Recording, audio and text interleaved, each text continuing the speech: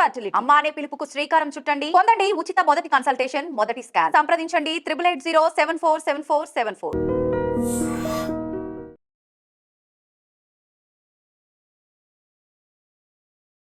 నమస్కారం, welcome to I team. నేను మీ ఝాన్సీ.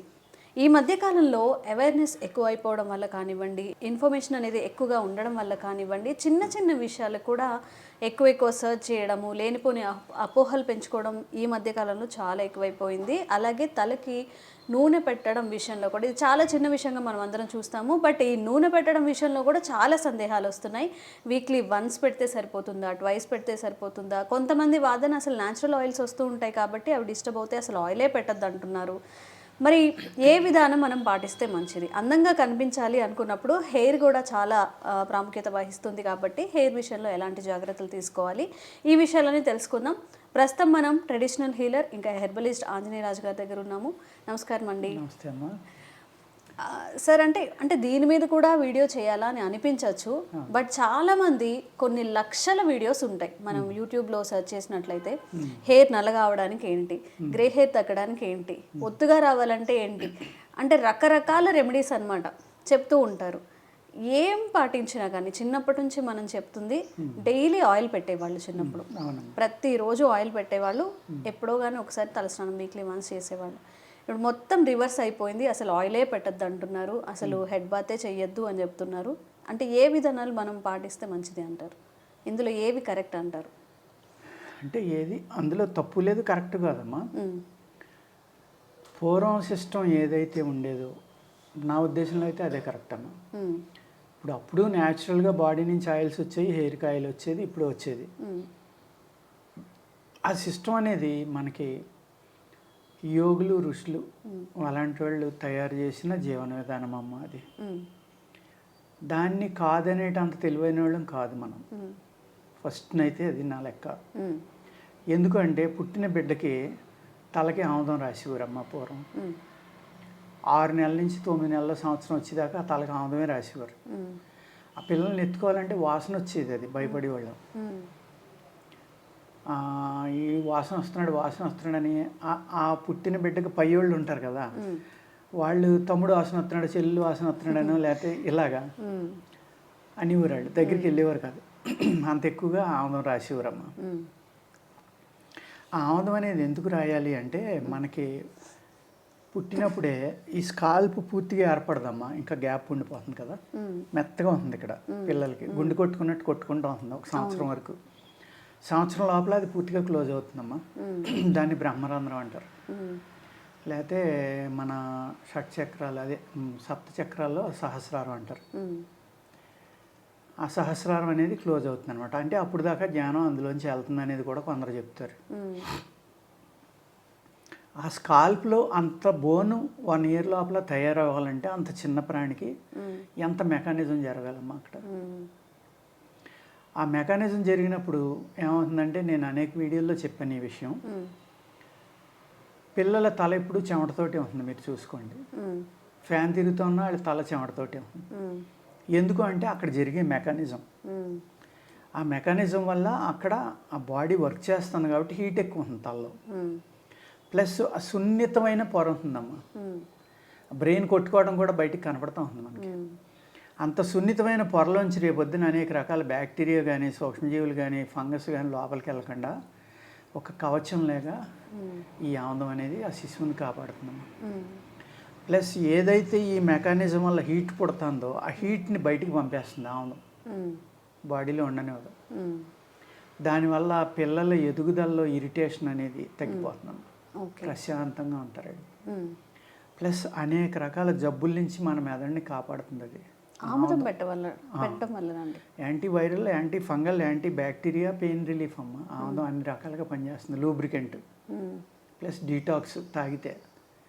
ఆముదం అనేది ఒక అద్భుతమైన మెడిసిన్. దాన్ని మనం ఎప్పుడైతే దాని నుంచి మనల్ని దూరం చేశారో అప్పుడే మనం అనేక వ్యాధులకి లొంగిపోతున్నాం. చిన్న పిల్లలు కళ్ళజోళ్ళు పెట్టుకుంటున్నారు. ఎందుకు పెట్టుకుంటున్నారమ్మా? అది కూడా ఆముదం రాయకపోవడం అనేది కూడా ఒక కారణం. హీట్ ఎక్కువైపోవడం వల్ల ఆవిరి అనేది కళ్ళల్లోంచి రావడం వల్ల, కంటిలో నరాలు దెబ్బతింటం వల్ల ఇక్కడి నుంచి ఆవిరి బయటికి ఏది బయట ప్రకృతిలో ఏది ఉంది, కన్ను అనేది ఉంది, చాలా సున్నితమైంది. ఈ హీట్ ఇక్కడి నుంచి బయటకు వస్తున్నాం. దానివల్ల ఏముంది, కళ్ళు మసకలుగా ఉంటాం, కంటి చూపు తగ్గడం, చిన్నతనంలోనే అనేక రకాల ప్రాబ్లమ్స్. ఎప్పుడైతే మనం కొబ్బరి నూనె కానీ ఆముదం కానీ ఇలాంటివి రాసామో, కొబ్బరి నూనె కూడా చాలా మంచి మెడిసిన్ అమ్మ. పైత్యాన్ని తగ్గించడంలో చాలా గొప్పగా పనిచేస్తుంది. మా చిన్నదనంలో ఏది తగిలినా, దోమ కుట్టినా, ఏ కుట్టినా, లేకపోతే చీమ కుట్టినా, దద్దుర్లు వచ్చినా, దొరదలు వచ్చినా కొబ్బరి నూనె మందు. చిన్నగా పడిపోయి కొట్టుపోయినా, చిన్నగా తెగినా కొబ్బరి నూనె రాసేది, తగ్గిపోయి అప్పుడు. అంటే ఎన్ని రకాలుగా వాడేవాళ్ళు దాన్ని. ఇవాళ డాండ్రఫ్ అనే ప్రాబ్లం చూడండి 100కి 99 మందిలో ఉంది. ఎందుకు? నూనె రాయపడటం. కానీ నూనె రాస్తేనే డాండ్రఫ్ వస్తుందని చెప్తున్నారు. తప్ప మాది రివర్స్ చెప్తున్నారు. నూనె రాయకపోవడం వల్ల నెక్స్ట్ కెమికల్ షాంపూస్ వాడడం వల్ల. ఏమీ లేదమ్మా, డాండ్రఫ్ ఉన్నవాళ్ళు షేకాగా కానీ లేకపోతే మన కుంకుడికాయతో తలంటుకోమనండి, ఎటువంటి మందు అక్కడ లేకుండా 70% పీపుల్కి తగ్గిపోతుంది డాండ్రఫ్. కుంకుడికాయ అనేది మళ్ళీ అది యాంటీవైరల్, యాంటీ ఫంగల్, ఇది కూడా క్రిమిని కూడా చంపుతున్నాం.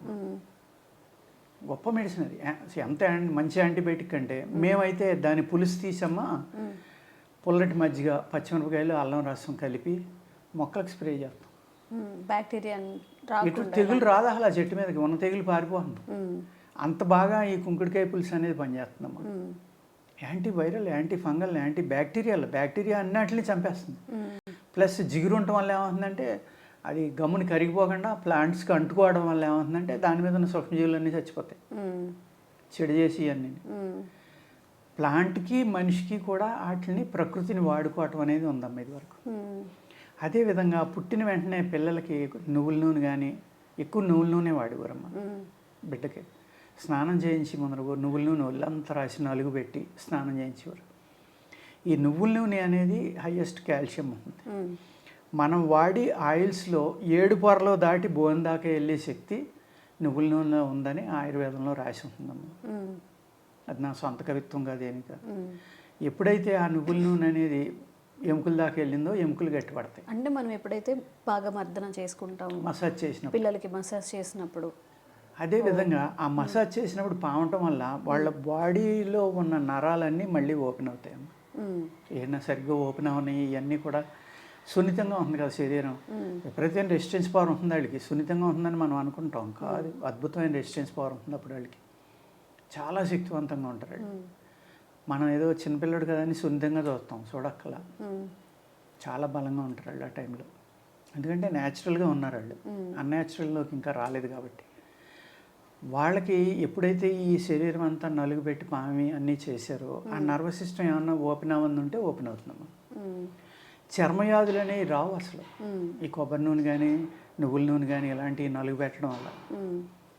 కృష్ణదేవరాయలు ఆయన హార్స్ రైడింగ్ చేసి ముందర సాలిడ్ నువ్వుల నూనె తాగి వెళ్ళిపోడంట హార్స్ రైడింగ్. అలా తాగొచ్చండి డైరెక్ట్గా? శుభ్రంగా తాగొచ్చమ్మా. ఇప్పుడు వాళ్ళు తాగితే అరగదు. ఆయన గుర్రం మీద చాలా దూరం హార్స్ రైడింగ్ చేసేవాడు కాబట్టి ఆయనకి అరిగిపోయేది.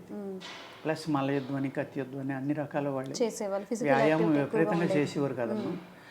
ఆ వ్యాయామం చేసినప్పుడు బోన్స్ గట్టిపట్టడం కోసం, శరీరం మీద ఎటువంటి ఇది రాకుండా ఉండటం కోసం అలా తాగేవారు. అదేవిధంగా మనకి మధ్యలో మాకు ఒక 20 years బ్యాక్, మీకు తెలిసి ఉండదు, నువ్వుల నూనె పుక్కిలింతే నోటి జబ్బులు అన్నీ తగ్గిపోతాయని ఆయిల్ పుల్లింగ్ అన్నారు. అసలు ఇంకెక్కడ చూసినా ఆయిల్ పుల్లింగ్, ఏ ఇంట్లో చూసినా ఆయిల్ పుల్లింగ్ అని. నూనె దొరకనంత ఆయిల్ పుల్లింగ్ చేసారు. నిజంగా ఆయుర్వేద శాస్త్రంలో రాసి ఉంది అది. ఓన్లీ నువ్వుల నూనె అదైతే హైయెస్ట్ కాల్షియం ఉంది కదమ్మా. దానివల్ల ఏమో పళ్ళు గట్టి పడతాయి. పుల్లింగ్ చేయటం ఏమవుతుంది, ఈ బొగ్గల్లోని, ఫేస్లోని, గొంతుకులోని ఉన్న నరాలు అన్నిటికి స్ట్రెంగ్త్ వస్తుందమ్మా. దానివల్ల కంటి చూపు పెరుగుతుంది, పళ్ళు గట్టి పడతాయి, మొహంలో గ్లో వస్తుంది. ఎప్పుడైతే వ్యాయామం మీరు చేశారో ఈ మజిల్స్ టైట్ అవుతాయి కదా, టైట్ అయినప్పుడు గ్లో వస్తుందా రాదా? ఆటోమేటిక్గా వస్తుంది. అంచేత ఈ ఆయిల్ పుల్లింగ్ అనేది ఇప్పటిది కదమ్మా, 1000 సంవత్సరాల క్రితం రాసిన ఇదే. అది ఎవరో ఒక మహానుభావుడు చిన్నగా దాని మీద రాశాడు, అది అందరూ మొదలుపెట్టారు, చాలా బాగా చేశారు. మళ్ళీ అందరూ మానేశారు. మానక్కలేదు అంటే ఒక వేవ్ అలాగే ఏదైనా చేయమంటే పీక్స్లో చేస్తారు, లేకపోతే మానేస్తారు. అది కంటిన్యూగా చేయొచ్చమ్మా. చేస్తే దానివల్ల పళ్ళు చాలా బలపడతాయి. అసలు నోటి వ్యాధులు అనేవి రావు, నోరు దుర్వాసన కూడా రాదమ్మా. అంత బాగా ఆయిల్ పుల్లింగ్ పనిచేస్తుంది. అదేవిధంగా ఈ ఆయిల్ అనేది ఒంటికి రాయడం వల్ల చర్మవ్యాధుల నుంచి మన శరీరాన్ని కాపాడుతున్నాం ఒక లేయర్ లాగా. అందులో ఆముదం లాంటిది అయితే అది డ్రై అవ్వదమ్మా. అందుకనే మీరు చూసుకోండి, కేవ్స్లో వేల సంవత్సరాల క్రితం కాగడా కూడా అలా తీసి వెలిగించిన వెంటనే ఎందుకు వెలుగుతుంది? అవి ఆముదంతో చేసిన కాగడాలు. మీరు ఇంకే ఆయిల్ అయినా సరే అబ్జర్వ్ అయిపోయి కొన్నాళ్ళకి ఆరిపోతుంది. ఆముదం ఎప్పుడు వేల సంవత్సరాలైనా అలాగే. అంచేత ఆముదంలో అంత అద్భుతమైన లక్షణాలు ఉన్నాయి కాబట్టి తలకు రాసేవారమ్మ.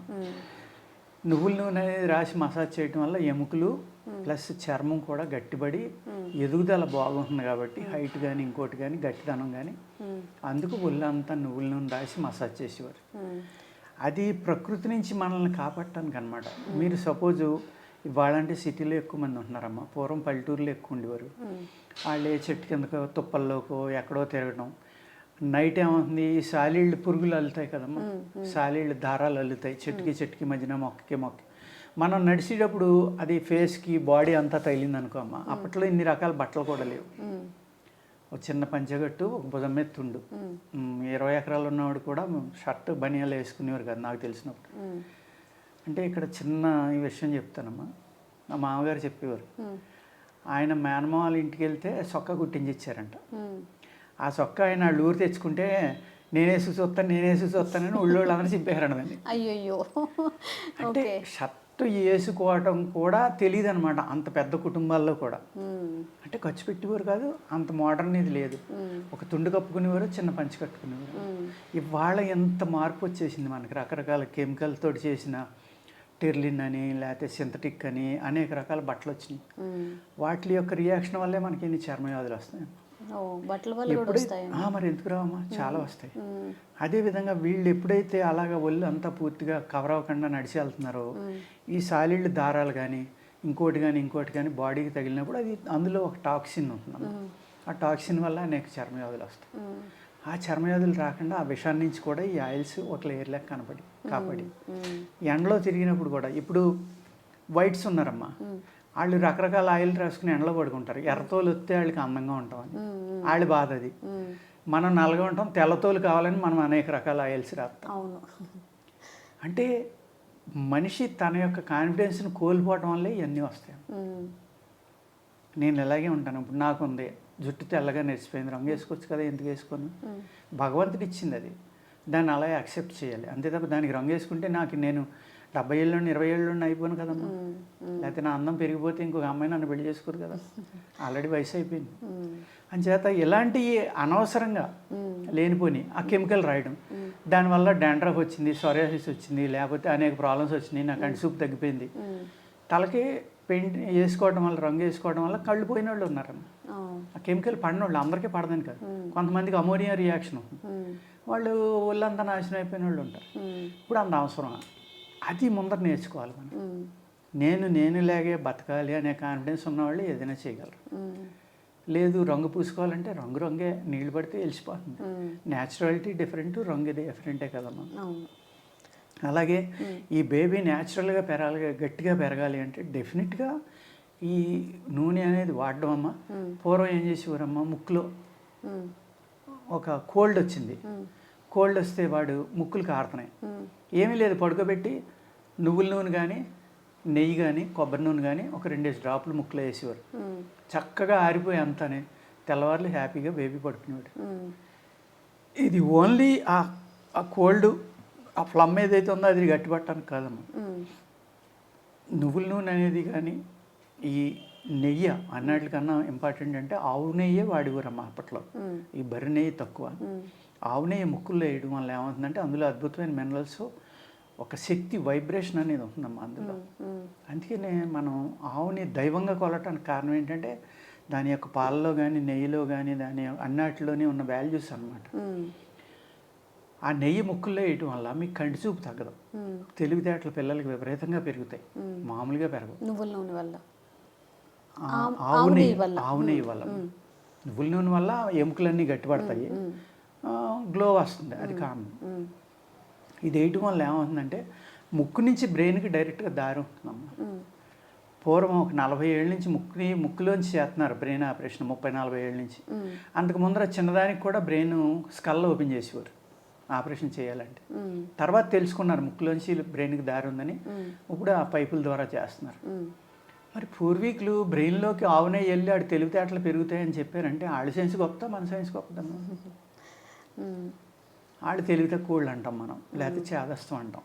దాన్ని బట్టి మనం ఏం కోల్పోతున్నాం నాలెడ్జ్ అనేది మనం అర్థం చేసుకోవాలమ్మా. కంటి చూపు తగ్గదు, జుట్టు రాలదు, జుట్టు తొందరగా తెల్లబడదు, తెలివితేటలు విపరీతంగా పెరుగుతాయి, సైనస్ అనేది రాదమ్మా. ఇవాళ పిల్లలు కానీ పెద్దోళ్ళు కానీ చూసుకోండి, 100కి 10 మందిలో సైనస్ ఉంది. 10 పీపుల్ మినిమం ఉన్నారు సైనస్ సైనస్ సైనస్, లేకపోతే పాలిప్ ఉంది, లేకపోతే ఇంకోటి ఉంది ముక్కులని. అలా అవన్నీ ఎందుకు వస్తున్నాయమ్మా? ఈ న్యాచురల్గా ఈ సిస్టమ్ అంతా మర్చిపోయాం. మోడర్న్ వైద్యులు ఏమంటారు, అయ్యో తాగితే ఇది అయిపోతుంది ఇది అయిపోతుంది, పొరపాటుని కూడా చెవిలో నూనె పోయకండి, ముక్కులో నూనె పోయకండి, ఏమీ చేయకండి. మరి నేను ప్రతి వారం పోసుకుంటానమ్మా, ప్రతి వారం చెవిలో నూనె పోస్తాను. ఇంతవరకు నాకు హ్యాపీగా ఉన్నాను. నేను ఎప్పుడు చెవి వ్యాధి అనేది జరగదు ఇంతవరకు. నాకు కంటి చూపు కూడా పోలేదు ఇంతవరకు. నేను వారానికి ఒకసారి తల బ్రహ్మాండంగా అంత కారిపోయేలాగా ఒక రోజంతా ఉంచేసుకుని కొబ్బరి నూనె రాసుకుని మన్నాడు స్నానం చేస్తాను. అవునండి. ఇక్కడ మళ్ళీ ఇంకొక డౌట్ ఏంటంటే, తలకి ఆయిల్ పెట్టే దాంట్లో కూడా రకరకాల సజెషన్స్ చెప్తూ ఉంటారు. నిజంగా వీక్లీ ఎన్నిసార్లు మనం తలస్నానం చేయొచ్చు, వీక్లీ ఎన్నిసార్లు మనం ఆయిల్ పెట్టుకోవచ్చు? మనం సోగ్గా ఉండక్కర్లేదు, మనం ఎలా ఉన్నా హెల్త్ ఇంపార్టెంట్ అనుకుంటే డైలీ రాసుకోవడం మంచిదమ్మా. డైలీ రాసుకోవాలి. డైలీ రాసుకుంటే మంచిది. ఒకవేళ ఆఫీస్కి అట్లీస్ట్ వారానికి 1 నుంచి 2 రోజుల మట్టుకి తల తడిపేయాలమ్మా. తడిపేసి బాగా మసాజ్ చేస్తే ఇంకుతుంది అది స్కల్లోకి. ఆ ఇంకినప్పుడు ఈ డాండ్రాఫ్లు కానీ ఇంకోటి కానీ పోతాయమ్మా. అవి పోవాలంటే ఇంకోటి ఏంటంటే, మీరు 1 లీటర్ కోకోనట్ ఆయిల్ తీసుకోండి, 1/2 లీటర్ మన నిమ్మరసం తీసుకోండి అమ్మా. అది అందులో వేసేసి నిమ్మరసం ఇంకిపోయే వరకు సన్నటి మంచమే మరగబెట్టండి. ఆ ఆయిల్ రాసుకోండి. మీకు ఎట్టి పరిస్థితుల్లో డాండ్రాఫ్ రాదు, జుట్టు రాలిపోదు, జుట్టు చాలా హెల్తీగా పెరుగుతుంది, పొడవుగా పెరుగుతుంది, ఆరోగ్యంగా పెరుగుతుంది, షైనింగ్ ఉంటుంది. ఎంత సింపుల్గా చూడండి. అవును. దానికోసం పూర్వం ఏం చేసేవారు, మాకు క్షవరం చేసి మంగళ అనేవాళ్ళు ఊళ్ళో. ఒక కుటుంబానికి 10 కుటుంబాలకు ఒక మంగళం. అతను వారానికి ఒకసారి వస్తే శుభ్రంగా చెవుల నిండా నూనె పోసి తలకి బాగా అంటి, ఆ తలకంటి నూనె ఏం చేసేవాడు, ఇంత గిన్నెలోకి తీసుకుని అందులో నిమ్మకాయ పిండి పొయ్యి మీద ఒక వేడి చేసి పట్టుకొచ్చి రాసేవాడు వాళ్ళంతా. మరి నిమ్మకాయ విటమిన్ సి కదమ్మా, చర్మవ్యాధి ఎందుకు వస్తుంది ఒళ్ళకి మసాజ్ చేస్తే? ఇప్పుడు ఇవాళ మనం ఏం చేసాం, ఏసీ షాప్లోకి వెళ్ళి బార్బర్ షాప్లోకి అదే పని చేస్తే అడిగి 200 ఇచ్చేస్తున్నాం. అది ఇప్పటికీ వాడుతున్నారు చాలామంది. నేను చాలా బార్బర్ షాపుల్లో చూసాను, వాళ్ళు వేడి చేసి కొబ్బరి నూనె మసాజ్ చేస్తాం సార్ తలకంటారు. అది ఎంత ఆరోగ్యకరమైందంటే, ఇలాగ మనం ఏదైతే సింపుల్గా పోయి ఉన్నాయో చిన్న చిన్న ఆరోగ్యకరమైన చిట్కాలు అవన్నీ వదిలేసి మనం, పూర్వం అమ్మ ఒక పిల్లోడికి ముక్కు కారుతూ ఉంటే వాడు పుట్టిన కాడి నుంచి 10-12 ఏళ్ళు వచ్చేదాకా కారుతానే ఉండేవాడు, ఇలా తుడుచుకుంటానే ఉండేవాడు. ఆడు మట్టిలో ఆడుకుంటానే ఉండేవాడు, ఆ మట్టితో తుడుచుకుంటా ఉండేవాడు, అలాగే తింటా ఉండేవాడు. అద్భుతమైన శక్తి పెరుగుతుందమ్మా. యాంటీబయాటిక్స్ అక్కర్లేకుండా మీ బాడీలోనే ఇమ్యూనిటీ బ్యాక్టీరియా పెరుగుతుంది అలా ఉండటం వల్ల. ఇప్పుడు ఒక 5 రోజులు దాటి ఉందనుకోండి రంప, అయ్యి బాబు న్యూమోనియా వచ్చేస్తుంది, లంగలు పాడైపోతే అవి పాడైపోతే ఇవి పాడైపోతే అర్జెంటుగా దానికి ఒక యాంటీబయాటిక్, లేకపోతే ఒక కాఫ్ సిరప్, లేకపోతే ఇంకోటి ఒక 10 మందులు వాడేస్తున్నాం. అసలు వాళ్ళ ఇమ్యూనిటీ పెరగనివ్వట్లేదు మనం. వాళ్ళు మంచి జాంకాయ తినరా తగ్గిపోతుంది, మీ పిల్లడికి రోజు జాంకాయ పెట్టండి తగ్గిపోతుంది అనేవారు. నిజంగా అంటే అక్కడ సైన్స్ అనుకోవాలా, అది ట్రెడిషన్ అనుకోవాలా. జామకాయలో హయ్యెస్ట్ విటమిన్ సి ఉంటుంది. మరి విటమిన్ సి ఏం చేస్తుంది, ఇమ్యూనిటీ పెంచుతుంది కదా. కోల్డ్కి విటమిన్ సి వాడుతున్నాం కదా. ఇప్పుడు మనం జామకాయలో ఒక ఉసిరికాయ తిన్నాం, ఒక జామకాయ తిన్నాం, తగ్గిపోవాలి. నిజంగా తగ్గిపోయింది. ఒక 20 రోజులు నెల ప్రతి ఇంట్లోనే ఏదో 10 ఇంట్లకి 4 అయినా జామ మొక్కలు ఉండి, మామిడికి రొంప ఉంది, కాయ కోసుకుంటాను రోజు అంటే రోజు కోసుకోరాని ఎవరు. రోజు ఒక జామకాయ తినిపించే వాళ్ళకి రొంప తగ్గిపోయిన వాళ్ళు నా చిన్నప్పుడు ఎంతోమందిని చూశాను నేను. 2 ఉసిరికాయలు తింటే రొంప తగ్గిపోయిన వాళ్ళని చూశాను. ఈ ప్రకృతిలో ఎంత అద్భుతమైన ట్రీట్మెంట్ ఉందో మనం మర్చిపోయాం. దానికి దూరం అయిపోవటం వల్ల ఎంత బాధలను మనం అనుభవిస్తాం. మళ్ళీ వెనక్కి వెళ్ళవలసిందే, తిరుగులేదు. ఇప్పుడు మ్యారేజ్ చేస్తున్నాం అమ్మా మనం. పెళ్లి చేస్తే ఇది వరకు తాటాకు పందిరి, దానికి తోరణాలు, ఆ పందిరి మళ్ళీ ఆ పందిరి రాటలకి అన్నిటికి అంటే ఆ పిల్లర్స్కి పసుపు కుంకుమ కలిపి రాయడు. ఎంత అద్భుతమైన సైన్స్ ఉందో తెలుసమ్మా దాని వెనకాల. మామిడి కొమ్మని ఇరిశాక కూడా 48 అవర్స్ మళ్ళీ ఆక్సిజన్ కార్బన్ డైఆక్సైడ్ తీసుకుని ఆక్సిజన్ ఇస్తూనే ఉంటుంది. ఇరిశాక కూడా, చెట్టు నుంచి ముక్కలు చేశాక కూడా. అందుకని మామిడి తోరణాలు కడుతూ ఉంటారు ఎక్కువ. అది ఎందుకు కట్టారు అక్కడ? ఒక 100 మందో 200 మందో పూడుతున్నారు అక్కడ, ఒకే చోట ఉన్నారు.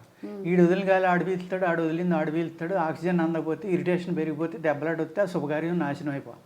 అయ్యో. అందుకు అందరూ పీస్ఫుల్గా ఉండి మంచిగా ఆలోచించడం కోసం ఈ కార్బన్ డైఆక్సైడ్ని అది అబ్జర్వ్ చేసుకుని ఆక్సిజన్ ఇస్తుందనే సైన్స్ తోటి ఒక మామిడి రబ్బ ఎందుకు కడతారు? కొన్ని వేల లక్షల చెట్లు ఉండగా ఎప్పుడైనా ఆలోచిస్తారు? ఎవరిలో ఆలోచించరు ఈ పాయింట్. దాని వెనకాల ఏముంది? సైన్స్, అద్భుతమైన సైన్స్. హయ్యెస్ట్ ఆక్సిజన్ ఇస్తుంది. అలాగే మనం ట్రీ హౌస్లు కడుతున్నాం. ఇవాళ ఆక్సిజన్ వచ్చి చెట్టు మీద కట్టాలి తప్ప 24 hours ఆక్సిజన్ ఇచ్చేది ఏషియన్ చెట్టు మీద కడితే అది తొందరగా చచ్చిపోతాడు, అందులో ఉన్నాడు. అది కార్బన్ డైఆక్సైడ్ ఇస్తుంది రాత్రి పగల కూడా. రాత్రి అసలు నిద్రపోతుంది, అది ఏం చేయదు. ఇలాగా పసుపు కుంకుమ ఎందుకు రాస్తున్నారు అక్కడ? పసుపు అనేది హయ్యెస్ట్ యాంటీబయాటిక్. ఆ స్తంభాలు బయట నుంచి పట్టుకొచ్చాం. దానికి ఏ బ్యాక్టీరియా ఉందో, ఏ క్రీమ్ ఉందో తెలియదు, ఏ సాలి పురుగులు ఉన్నాయో ఏమో, అది రాస్తాం. ప్లస్ వచ్చినోడు దానికి జారబడతారు. వాడు బాడీకి చెమట ఉండొచ్చు, ఇంకోటి ఉండొచ్చు. ఇప్పుడు మళ్ళీ ఏసీ కళ్యాణ మండపాలు ఇంకోటి ఉండి కాదు కదా, పెళ్ళిళ్ళన్నీ వేసవికాలం పెట్టుకోరు ఎక్కువ, ఇలా కారిపోతూ ఉండి. ఇవన్నిటి నుంచి కాపాడటం కోసం ఒక అద్భుతమైన సైన్స్ తోటి పసుపు కానీ కుంకుమ కానీ, లేకపోతే ఆ కట్టిన రాటకి ఒక కొబ్బరి మట్ట ఆకు తీసి దాన్ని అల్లివారు నీట్గా. ఆ పిల్లర్స్ కూడా గ్రీన్గా కనపడి, ఆ గ్రీన్ అనేది ప్రకృతిలో ఒక భాగం అమ్మ. దానికి మన కళ్ళు అలవాటు పడిపోయినాయి. ఒక పచ్చదనాన్ని చూస్తే తెలియకుండా ఆనందపడతాం చూడు, అది ప్రకృతికి మనం దగ్గర అయిపోవటం. ఆ ఆనందం అనేది ఆ పిల్లర్ చూసిన వాళ్ళకి కలగటం వల్ల ఈ ప్రాబ్లమ్స్ అన్నీ సాల్వ్ అయిపోతాయి అక్కడ. ఆ శుభకార్యం అనేది చాలా చక్కగా అవుతుంది. అంత అద్భుతమైన సైన్స్ ప్రతి దాంట్లోనే మన దాంట్లో, ప్రతి చిన్న విషయంలో కూడా ఏదో ఒక సైన్స్ ఉంది బిహైండ్. ఇవన్నీ కోల్పోవడం వల్ల వాళ్ళు నూనె రాయకూడదు, అది రాయకూడదు, ఇది రాయకూడదు, ముక్కులో వేయకూడదు, చెవులో వేయకూడదు. మరి వేసుకున్న అందరం మాలాంటి వాళ్ళు, మా తరం వాళ్ళు ఇంకా ఇక్కడికే వేసుకునే వాళ్ళు ఉన్నారు. మేము అందరం పోవాలి కదా, ఈ వాడికి మాకు కంటి చూపు తగ్గిపోవాలి, లేకపోతే చెవుడు వచ్చేయాలి, లేకపోతే పళ్ళు ఊడిపోవాలి. ఏమీ లేదు నాకు. 70 ఏళ్ళు వచ్చినాయి, కళ్ళజోడు కూడా అక్కలేదు నాకు. మరి నేను ఎలా ఉన్నానో అన్నీ రాసుకుని. నిజంగా చెడ్డ చేస్తే నాకు జరిగి ఉండాలి కదమ్మా. ఈ పాటికి ఏం జరగలేదు కదా, ప్రస్తుతానికి బాగానే ఉన్నాను నేను. మన సాంప్రదాయాల్ని, మన సంస్కృతిని మర్చిపోయి వేరే అలవాట్లని మనం హ్యాబిటేట్ చేసుకొని మళ్ళీ ఎందుకు ఇలా వచ్చింది, ఈ డిసీజ్ ఎందుకు వచ్చింది, ఆ డిసీజ్ ఎందుకు వచ్చింది, ఇది ఎందుకు ఉంది, అది ఎందుకు ఉంది. నిజంగా ఆంజనేయులు గారు చెప్తుంటే నిజంగా ఎంత సైన్స్ అంటే ప్రతి చిన్న విషయం వెనుక కూడా చాలా లాజికల్గా. జనరల్గా మన ఇంటి ముందు కళ్ళాపి చల్లమని చెప్తుంటారు, పసుపు రాయమని చెప్తుంటారు, సార్ చెప్పినప్పుడు ముగ్గు పెట్టమని చెప్తుంటారు. దాంట్లో కూడా బ్యాక్టీరియాని చంపుతూ ఉంటుంది. నిమ్మకాయలు పెడుతూ ఉంటాము, అది కూడా బ్యాక్టీరియాకి కానీ లేకపోతే దిష్టి తగలకుండా అలా పెడుతూ ఉంటాము. సో ప్రతి ఒక్క విషయం వెనుక ఒక సైంటిఫిక్ లాజిక్ ఉంది. కాబట్టి మన సంస్కృతిని మనమేం తక్కువ చేసి చూసుకోకర్లేదు. ఎవరో ఏదో చెప్పారని వాటికి అడాప్ట్ చేసుకోకుండా ఒక విషయాన్ని పాటించేటప్పుడు అసలు నిజంగా ఇది ఎందుకు పాటిస్తున్నామని ఒక్కసారి ఆలోచన చేసుకుంటే మళ్ళీ మనం రిగ్రెట్ అవ్వాల్సిన అవసరం అయితే రాదు. థ్యాంక్ యూ అండి. ఈరోజు మీ ద్వారా చాలా విషయాలు తెలుసుకున్నాం. నమస్తే అమ్మ.